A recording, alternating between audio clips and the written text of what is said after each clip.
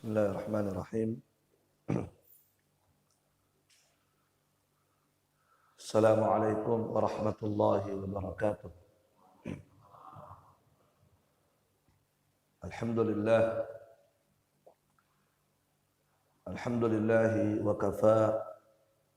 Wassalatu wassalamu ala rasulihil mustafa wa ala alihi wa ashabihi wa man sara ala nahji wastanna bi sunnatihi ila yaumiddin, amma ba'd. Kaum muslimin wal muslimat rahimani wa rahimakumullah. Alhamdulillah, kembali kita memuji Allah Subhanahu wa taala sebagai tanda kesyukuran kita terhadap nikmat yang begitu banyak yang Allah telah berikan kepada kita semua. Dan alhamdulillah, baru saja kita diberikan nikmat besar dari Allah Subhanahu wa taala, yaitu bisa melangkahkan kaki kita menuju rumah Allah untuk mengerjakan kewajiban kita, salat subuh secara berjamaah.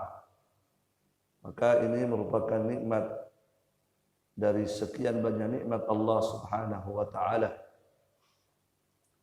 Ya, karena sesungguhnya salat subuh ini dia adalah salat yang paling berat, yang paling sulit dikerjakan oleh orang-orang munafik. Kata Nabi sallallahu alaihi wasallam, "Inna athqalas salawati 'alal munafiqin salatul isya wa salatus subhi." Sesungguhnya salat yang paling berat, yang paling sulit dikerjakan oleh orang-orang munafik adalah salat isya dan salat subuh. Ya, itu yang paling beratnya. Ya, bukan berarti salat duhur, maghrib, isya tidak berat. Semua berat bagi orang munafik. Tetapi yang paling beratnya, kata Nabi, adalah salat isya dan salat subuh ini. Maka supaya kita tidak berat mengerjakannya dan tidak seperti orang munafik, Nabi SAW memberikan targhib, memberikan motivasi, memberikan semangat supaya kita tidak berat mengerjakannya dengan menyebutkan keutamaannya. Kata Nabi, "Lau ya'lamun nas ma fihima." Seandainya manusia mengetahui pahala yang Allah persiapkan pada kedua salat ini, la atauhuma walau habwa, maka pasti mereka akan mendatanginya walaupun harus merangkak. Seandainya mereka tahu pahala yang Allah siapkan pada dua ibadah salat ini, maka pasti mereka akan pergi mengerjakannya walaupun harus merangkak. Seandainya mereka sakit di rumah, ya, terbaring di rumah, tidak bisa bangun dari tempat tidurnya atau sulit bangun, tapi seandainya mereka melihat dengan mata kepala pahala yang Allah siapkan di hari kiamat, maka pasti mereka akan berusaha bangun dan berjalan menuju masjid. Seandainya tidak bisa berjalan, bisanya hanya merangkak, mereka akan merangkak, kata Nabi sallallahu alaihi wasallam. Ya, maka alhamdulillah kita bersyukur kepada Allah Subhanahu wa taala yang memberikan nikmat ini kepada kita semua, dan kita berharap semoga semua yang kita upayakan di dunia ini diterima oleh Allah Subhanahu wa taala dan menjadi pemberat timbangan kita di hari kiamat. Jamaah sekalian, barakallahu fikum. Di antara nikmat besar juga yang Allah berikan kepada kita, bahkan ini yang terbesarnya, adalah nikmatul Islam ini. Kita diberikan oleh Allah Subhanahu wa taala taufik untuk bisa mengikuti agama yang dibawa oleh Rasulullah sallallahu alaihi wasallam. Sebab tidak ada agama yang paling indah kecuali agama kita Islam. Tidak ada agama yang paling baik ya, yang paling mulia kecuali agama kita, agama Islam. Jadi antara keindahan agama kita adalah agama kita komplit. Maksudnya komplit, mengajarkan segala sesuatu. Tidak ada satupun perkara di dunia ini kecuali Islam menerangkannya. Kecuali Islam mengajarkannya. Itulah keindahan agama kita. Allah Subhanahu wa taala berfirman, "Al-yauma akmaltu lakum dinakum." Pada hari ini kata Allah, aku telah menyempurnakan untuk kalian agama kalian. Ya, maka inilah keindahan agama kita, sempurna. Apa artinya sempurna? Tidak ada yang kurang. Semua ada. Ma farratna fil kitabi min syai' kata Allah. Tidak ada sedikit pun, tidak ada sesuatu pun yang kami tinggalkan dalam Al-Quran. Tidak ada. Semua diterangkan dalam Al-Quran Al-Karim. Persoalan apa saja. Ya, barakallahu fikum. Ya, sampai-sampai jamaah sekalian, ketika ayat itu turun tadi, al-yauma akmaltu lakum dinakum, ya, di mana dalam ayat itu dikatakan Islam sempurna. Semua dijelaskan. Mulai dari perkara besar sampai perkara yang paling kecil dijelaskan dalam Islam. Maka ketika ayat itu turun, ada seorang Yahudi datang kepada Salman Al-Farisi, salah satu sahabat Nabi. Apa kata Yahudi? Kata Yahudi ini kepada Salman, "Qad 'allamakum nabiyakum kulla syai'in hatta al-khira'ah." Apakah betul Nabi kalian telah mengajarkan kepada kalian segala sesuatu? Walaupun dalam persoalan buang hajat ada juga diajarkan. Ya. Itu kata Yahudi. Apakah betul agama kalian yang dibawa oleh Nabi kalian itu mengajarkan semuanya, tidak ada yang tersisa, walaupun buang hajat juga ada? Apa kata Salman? Ajar. Iya, betul. Semua diajarkan. Tidak ada yang tidak diajarkan dalam agama kami. Walaupun dalam persoalan buang hajat pun diajarkan dalam agama kami. Bayangkan, dalam persoalan buang hajat saja ada dalilnya. Kemudian beliau terangkan, laqad nahana an nastaqbilal qiblata bi ghaitin wala baul.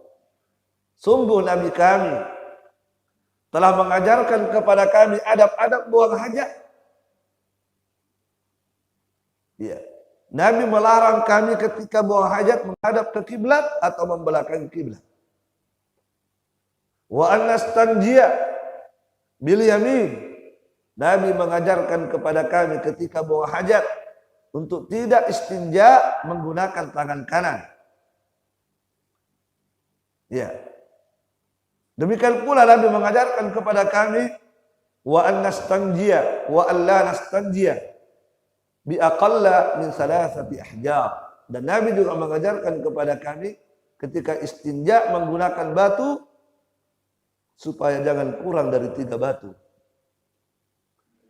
Ya, paling sedikitnya 3, jangan kurang.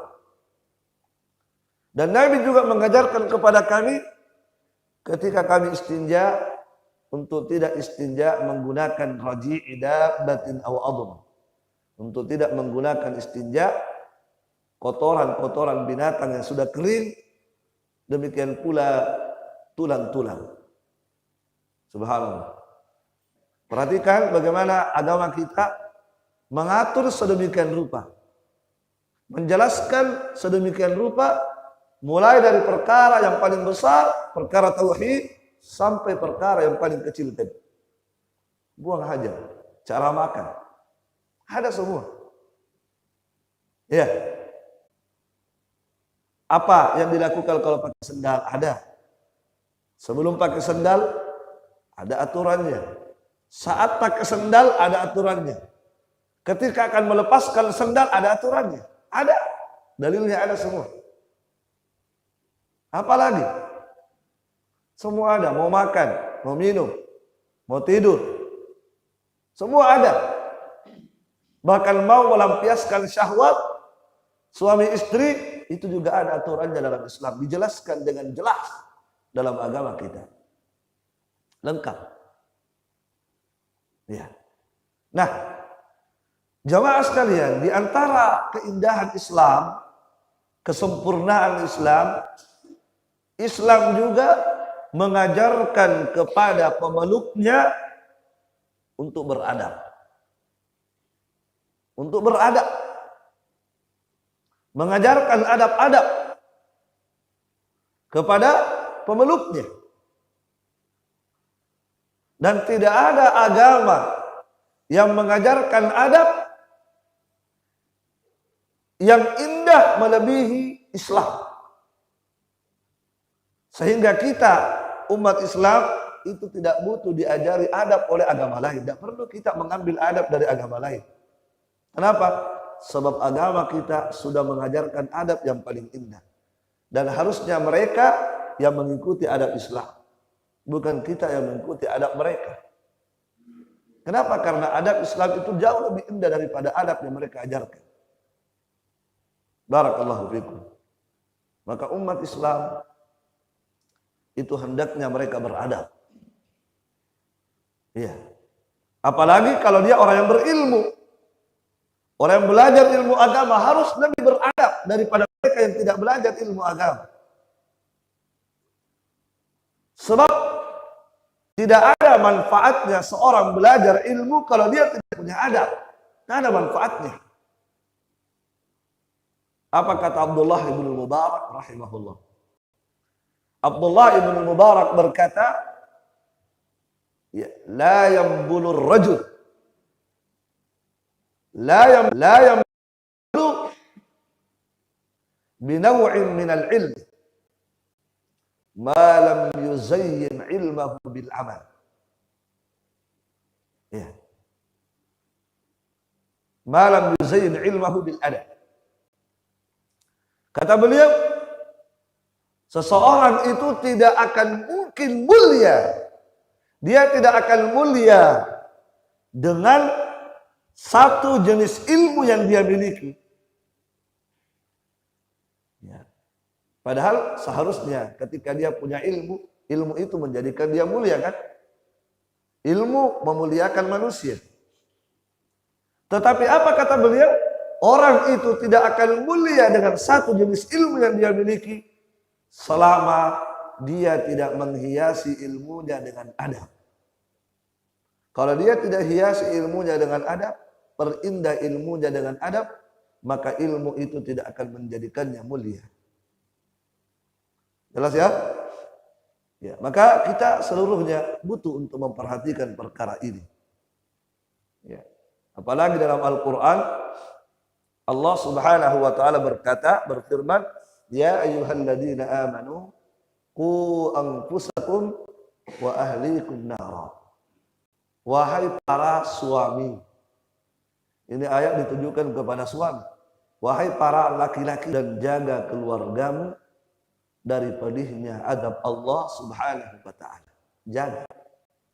Dirimu jaga, keluargamu jaga dari neraka Allah Subhanahu wa taala. Gimana cara menjaganya?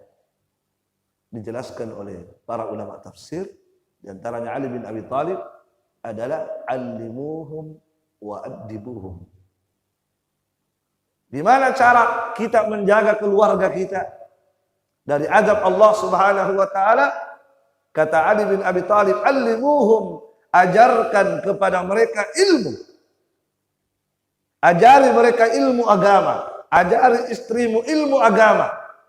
Ajari anak-anakmu ilmu agama. Tidak sampai di situ. Dan ingat, ajarkan juga kepada mereka adab. Tidak cukup dengan ilmu, ditambah dengan apa? Ajarkan juga kepada istrimu adab. Ajarkan juga kepada anak-anakmu adab.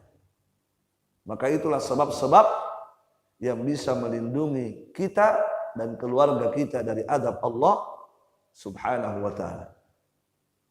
Ya, maka jamaah sekalian, adab itu apa maknanya? Apa yang dimaksud dengan adab? Ya, adab itu dijelaskan oleh Al-Hafidz Ibnu Hajar rahimahullah. Kata beliau, ma yusta'mal.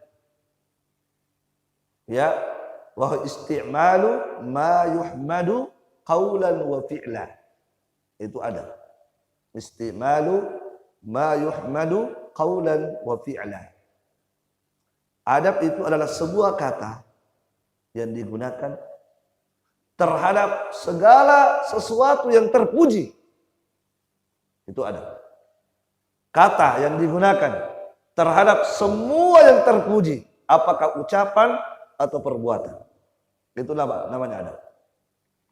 Semua ucapan yang terpuji, semua perbuatan yang terpuji, maka itulah adab.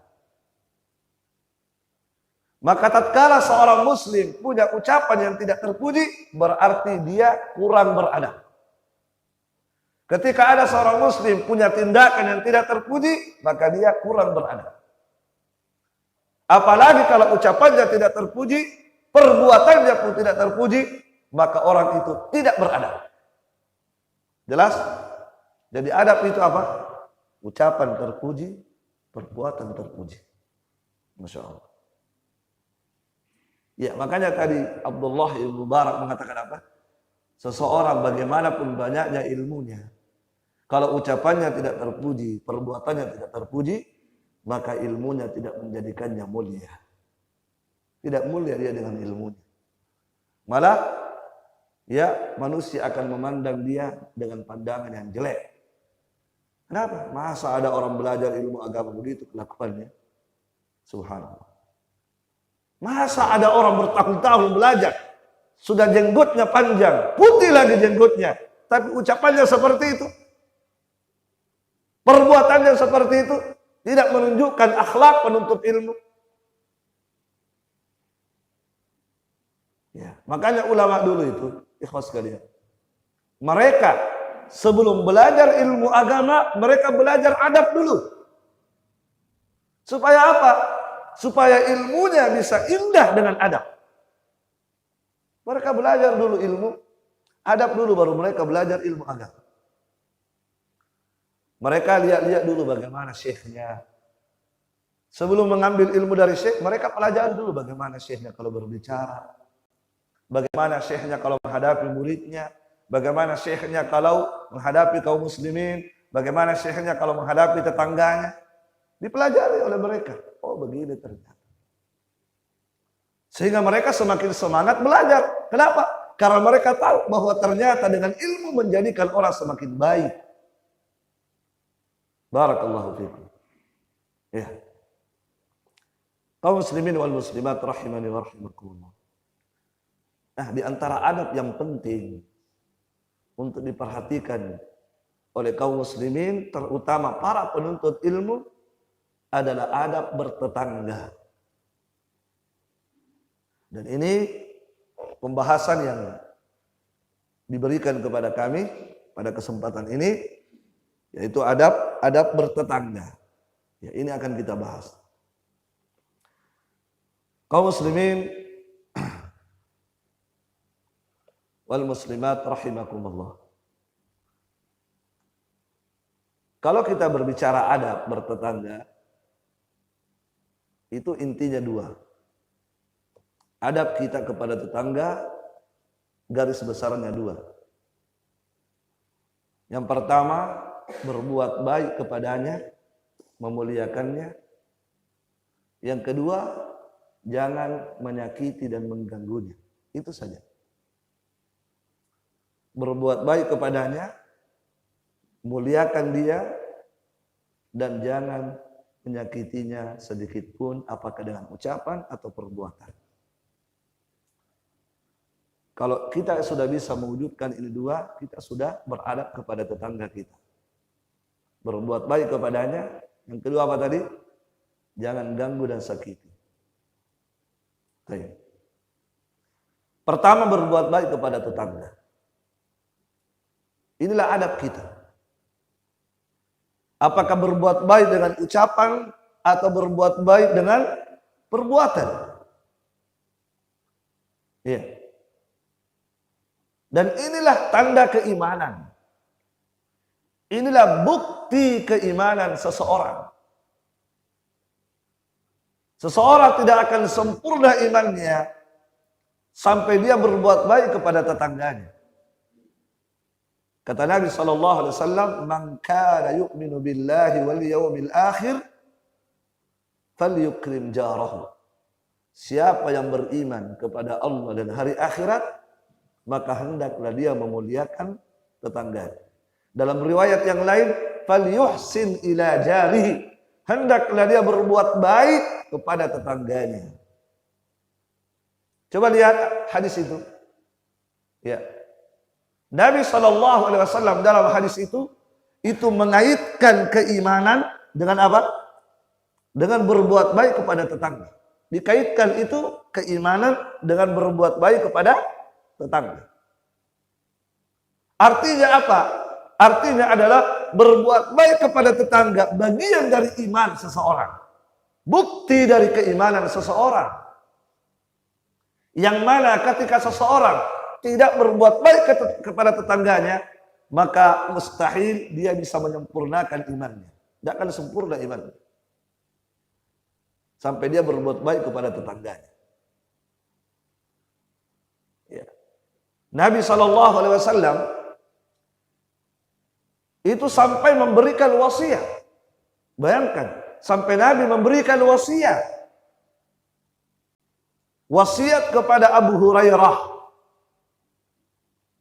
Apa wasiatnya kepada Abu Hurairah?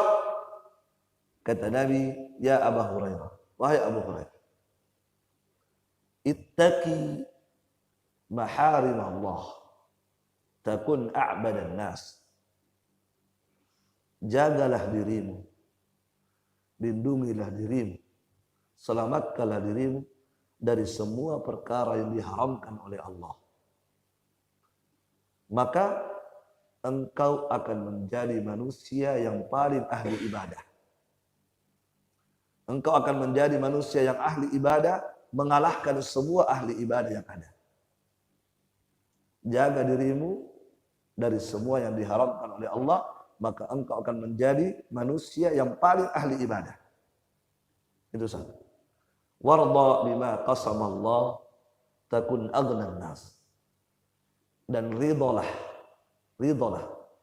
terhadap pembagian Allah kepadamu, maka engkau akan menjadi manusia yang paling kaya. Ya. Apapun yang Allah berikan, maka ridhoilah pemberian Allah, maka engkau akan menjadi manusia yang paling merasakan kecukupan. Sebab orang kalau tidak ridho dengan pemberian Allah tidak pernah merasa cukup.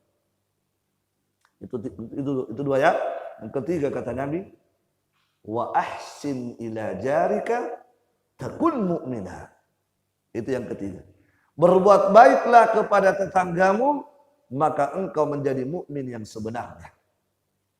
Berbuat baiklah kepada tetanggamu, engkau akan menjadi mukmin yang sebenarnya, mukmin yang hakiki.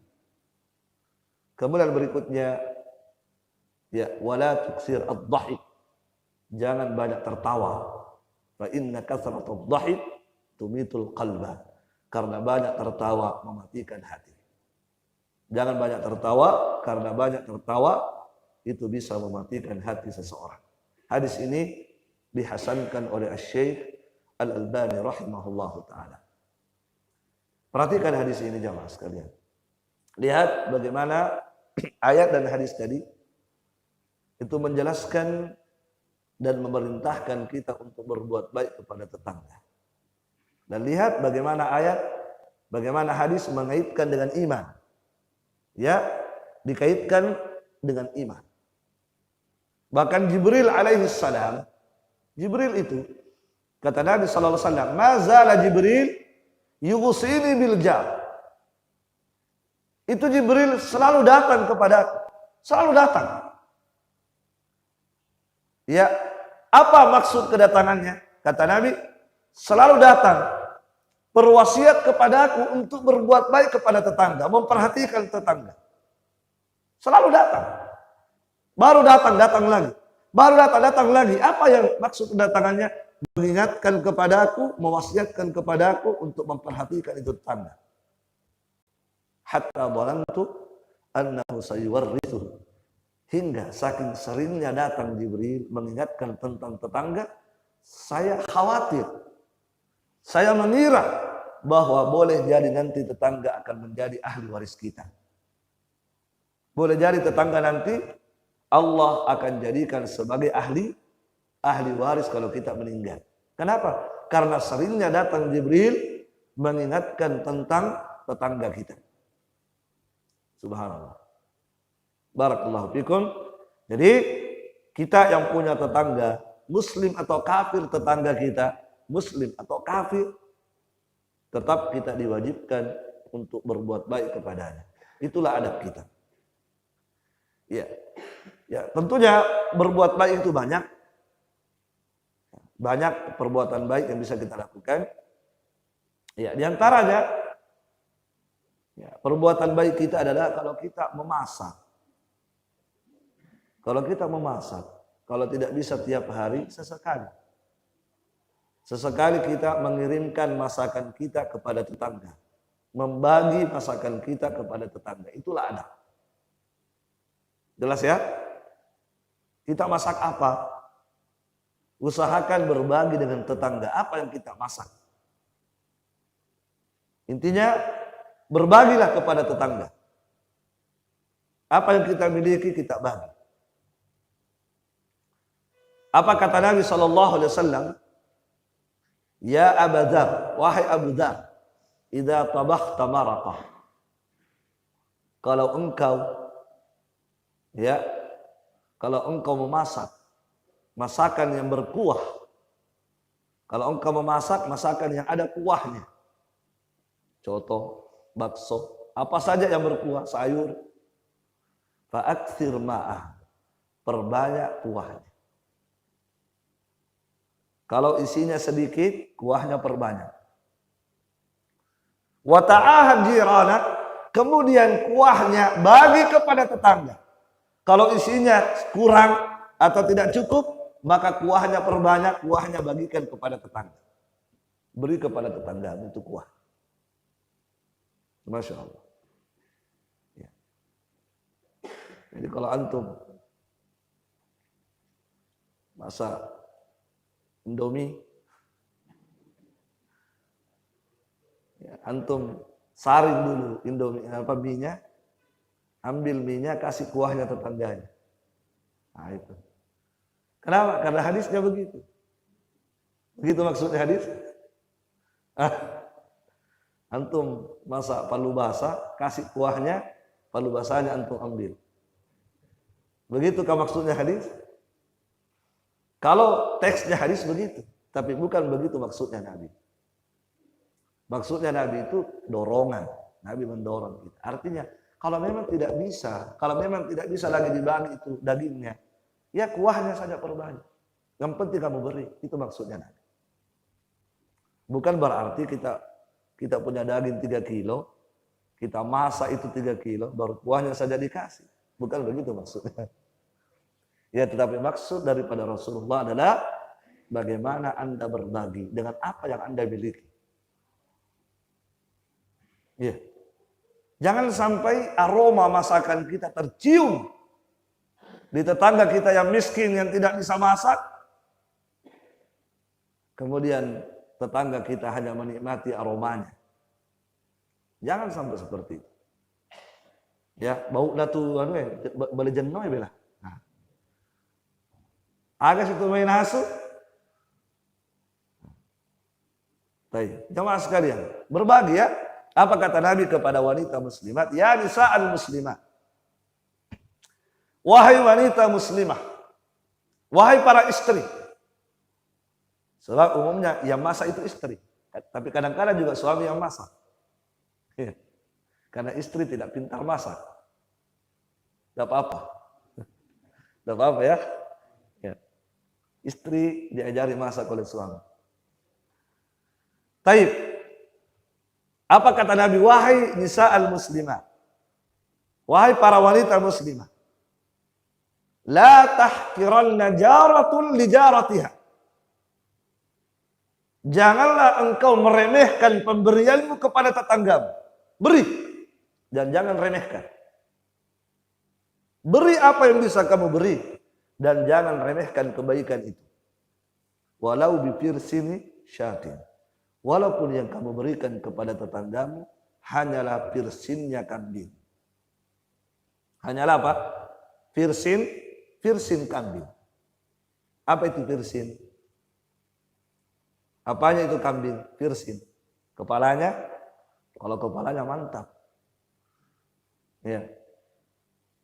Pahanya? Kalau pahanya itulah kesukaannya Nabi. Itu luar biasa.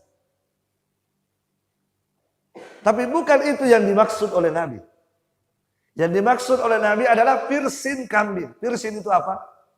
Kata Syekh Ibnu Utsaimin adalah pirsin itu adalah bagian kaki. Bagian kaki. Kaki kan ada paha, betis, ada. Yang mananya itu? Kata Syekh Ibnu Utsaimin, bagian kaki dekat dengan kuku. Yang dekat dengan apa? Yang dekat dengan kukunya. Ya kukunya lah ya, kukunya lah. Kakinya yang dipakai berjalan itu. Itu yang dimaksud piercing. Pertanyaan saya, ada dagingnya tidak? Sepatunya kuda. Itu yang dikasih, sepatunya. Kurang ajar ini, sepatunya nak kasih Kak. Ada di sepatuku di rumah banyak. Ya. Itu kata Nabi, beri. Seandainya itu yang bisa kamu berikan sepatu kuda, kasih saja. Kalau kita orang apa? Orang-orang Indonesia, apalagi orang Jawa, itu semuanya berharga. Biar kakinya diolah. Ya kan? Apanya saja, kulitnya saja bisa diolah jadi kerupuk. Itu tapi orang Arab itu jamaah sekalian. Itu bagi mereka aib yang seperti itu. Di orang Arab itu waktu kami di Yaman, itu kepala ikan kakap itu mereka buang. Kepalanya itu banyak mereka buang itu sampai bertumpuk-tumpuk itu kepala ikan kakap. Semua yang namanya kepala ikan dibuang. Ketika kami ambil, mereka mengatakan ini jijik. Mereka tidak suka. Tapi kalau kita luar biasa. Ya. Artinya itu tidak berharga bagi mereka. Tapi apa kata Nabi? Walaupun tidak berharga beri dan jangan remehkan. Sekali lagi bukan maksudnya sepatu betul dikasih, bukan. Ya, tetapi maksudnya Nabi berilah apa yang bisa kamu beri, berbuat baiklah kepadanya. Ya. Jangan sampai tetangga kita kelaparan, kita kenyang terus. Itu tidak benar. Ya. Apa kata Nabi? Wallahi la yu'min. Demi Allah tidak beriman. Sekali lagi Nabi mengatakan tidak beriman. Siapa ya Rasulullah? Alladzi yashba' wa jaruhu ja'i'un ila jambi. Yaitu orang yang kenyang tetapi tetangga di samping rumahnya kelaparan. Ini orang tidak beriman kata Nabi sallallahu alaihi wa ala alihi wasallam. Itu yang pertama ya, barakallahu fiik. Ya, jadi perbuatan baik kepada tetangga, adab kita adalah berbuat baik. Contoh berbuat baik tadi, kalau kita memasak, berbagi masakan. Banyak contoh-contoh perbuatan baik itu ya, barakallahu fiik, banyak sekali. Ya, di antaranya kalau tetangga kita sakit, iya kan? Tetangga sakit, maka jenguklah dia. Tanyakan keadaannya, kunjungi dia, tanyakan keadaannya, doakan dia. Kalau tetangga sakit. Walaupun kafir, boleh kita jenguk. Boleh. Walaupun kafir. Semoga dengan kebaikan kita tersentuh hatinya masuk Islam. Karena Nabi pernah menjenguk orang Yahudi yang sakit. Tidak apa-apa. Apalagi seorang muslim. Apalagi belajar satu majelis dengan kita. Masya Allah. Jenguk dia. Nabi SAW mengatakan, "Ma min muslimin ya'udu musliman gudwatan illa salla alaihi sab'una alfa malak hatta yumsi." Tidaklah seorang muslim menjenguk saudaranya yang sakit di waktu pagi melainkan 70.000 malaikat mendoakannya sampai sore. Masya Allah. Luar biasa. Betapa rugi antum kalau tahu tetangga sakit, antum tidak pergi menjenguknya. Rugi sekali. Apa ruginya? Luput dari antum doa 70.000 malaikat. Coba ya. Yang berdoa ini bukan kiai, bukan Andre Guruta. Bukan. Yang berdoa adalah makhluk yang lebih baik daripada yang kita sebutkan. Kenapa? Karena mereka adalah makhluk la ya'sunallaha ma amarahu, yang tidak pernah sekalipun bermaksiat kepada Allah. Itulah malaikat. Itulah yang mendoakan antum. Berapa malaikat yang mendoakan antum? 70.000. Subhanallah. Dan dia mendoakan dari pagi sampai sore. Kalau antum berangkat menjenguk pagi, didoakan sampai sore. Kalau antum berangkat di waktu sore, didoakan sampai subuh. Apa doanya malaikat itu? Allahumma gfir lahu, Allahumma arhamhu. Ya Allah, ampunilah dosanya dan berikanlah rahmatmu kepadanya. Masya Allah. Coba bayangkan kalau 70.000 malaikat itu semuanya diterima doanya oleh Allah. Coba. Dengan dalam waktu sekejap, dengan hanya membutuhkan waktu setengah jam paling lama, antum sudah mendapatkan doa 70.000 malaikat. Luar biasa. Tidak hanya itu, kata Nabi, wa kana lahu kharifun fil jannah. Dan untuknya, untuk siapa? Untuk yang menjenguk orang sakit ini, apalagi tetangga, disiapkan untuknya oleh Allah kharif di surga. Kharif. Apa itu kharif? Kharif itu adalah buah-buahan yang mudah dipetik. Itu kharif namanya. Buah-buahan yang mudah dipetik dan kapan saja ada. Begitu mau selalu ada dan mengambilnya gampang. Iya kan? Itu namanya kharif. Itu disiapkan oleh Allah untuk. Disiapkan buah-buahan di mana? Buah-buahan di surga. Berarti dia masuk surga dan merasakan sekian banyak buah-buahan dalam surga Allah Subhanahu wa taala. Itu bentuk-bentuk perbuatan baik kepada tetangga. Ya banyak lagi contoh-contoh yang lain. Berbuat baik kepada tetangga. Tetangga punya aib. Tetangga punya kekurangan aib. Maka adab Anda adalah tutupi aibnya tetangga. Jangan ceritakan kepada tetangga yang lain. Tutupi aibnya. Jangan ceritakan kepada siapapun. Ya, itu adab bertetangga. Kalau perlu, kalau kita mendapati ada aib tetangga kita, kalau perlu kita datangi dia, kita nasihati dia. Masya Allah. Ad-dinun nasihat. Jangan justru apa? Jangan justru kita sebarkan aibnya.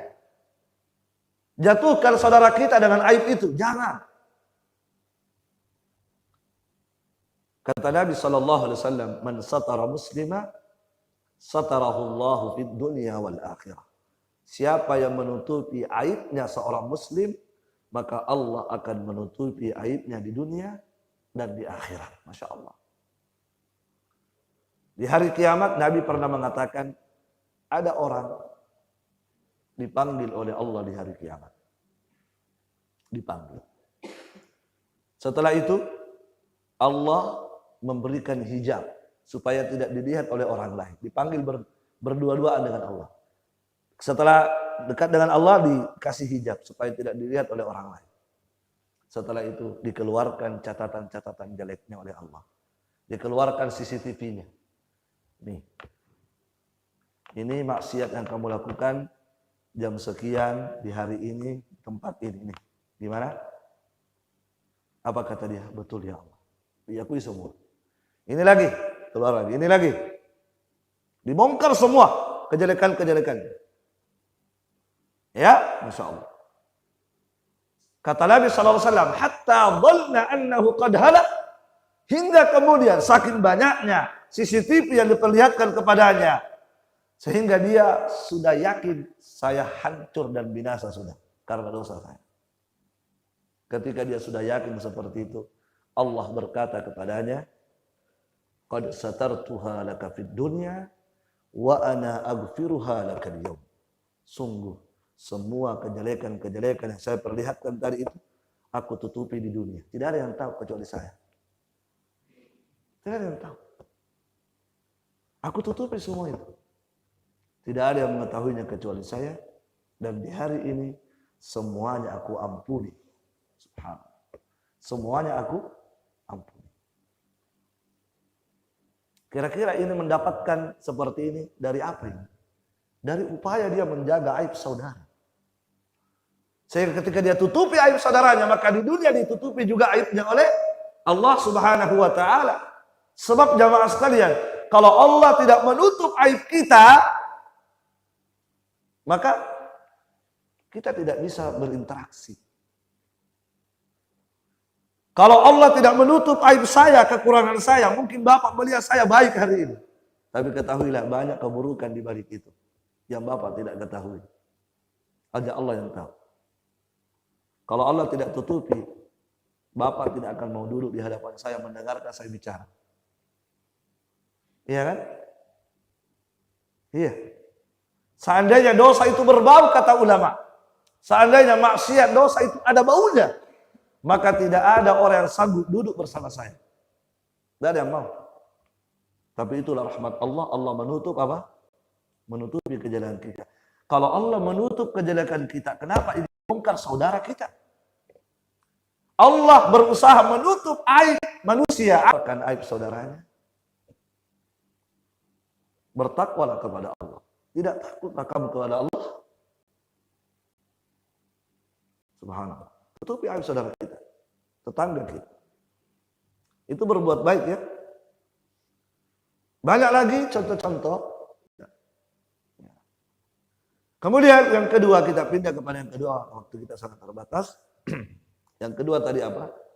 Jangan menyakiti tetangga. Berbuat baik, jangan menyakiti. Jangan mengganggu, jangan. Ya. Sebab kalau Anda menyakiti, na'udzubillah. Nabi sampai berkata, wallahi la yu'min. Nabi berkata, demi Allah, tidak beriman. Ulang lagi, tidak beriman. Nabi ulang lagi, demi Allah, tidak beriman. Nabi ulang 3 kali. Tidak beriman, tidak beriman, tidak beriman. Siapa ya Rasulullah tidak beriman itu? Yaitu alladzi la ya'manu jahu bawa'iqah. Yaitu orang-orang yang bertetangga dan tetangganya tidak pernah merasa aman dari kejelekan. Tidak merasa aman. Tetangganya tidak pernah tenang bertetangga dengannya. Kenapa? Kejelekannya luar biasa. Apa kata Nabi? Tidak beriman dan tidak beriman orang ini. Subhanallah. Sampai Nabi mengatakan, la yadkhulul jannah. Orang-orang yang seperti ini tidak akan masuk surga. Bayangkan. Nabi tadi mengatakan sampai 3 kali, Nabi ulang. Kemudian Nabi melanjutkan, ini orang tidak masuk surga. Ya.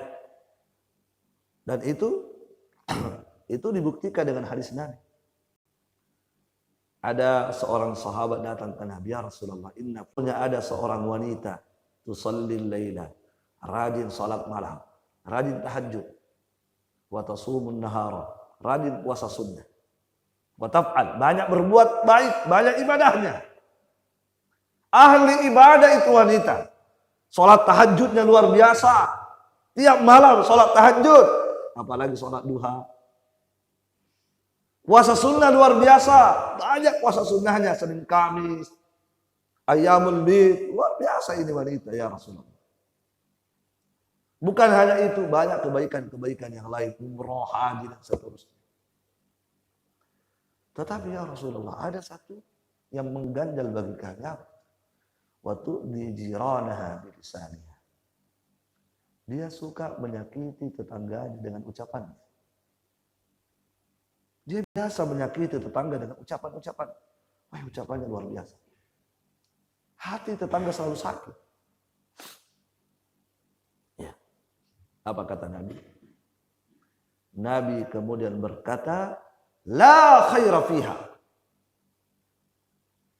Wanita ini adalah wanita yang tidak ada sedikit pun kebaikannya. Tidak ada. Sedikit pun tidak ada. Subhanallah. Nabi sampai mengatakan, la khaira, la nafiyal jins. Sedikit pun tidak ada baiknya, walaupun sedikit. Tidak ada. Perhatikan bagaimana malapetaka yang didapatkan oleh seorang yang mengganggu tetangga, menyakiti tetangga. Perhatikan. Bayangkan sekian banyak ibadah-ibadah hebat yang dia lakukan. Nabi tidak perhitungkan. Tidak ada itu. Tidak ada gunanya itu semua sholat. Tidak ada gunanya tahajudnya. Tidak ada gunanya puasa sunnahnya. Tidak ada gunanya haji umrohnya. Kalau dia menyakiti tetangganya walaupun dengan mulutnya. Tidak ada. Tidak sampai di situ. Nabi melanjutkan. Hiya min ahlin nar. Wanita itu adalah penduduk neraka. Apa kata Nabi tadi? Tidak akan masuk surga orang yang menyakiti tetangganya. Inilah contoh wanita ini. Bayangkan, dia ahli ibadah loh. Ahli ibadah. Ya. Kalau yang seperti ini saja nasibnya menakutkan tadi, kira-kira bagaimana dengan orang yang bukan ahli ibadah? Tidak pernah sholat malam. Sholat 5 waktu saja selalu masbuk. Baik kalau sholat 5 waktu. Kalau tidak, sholat nih tapi masbuk. Coba.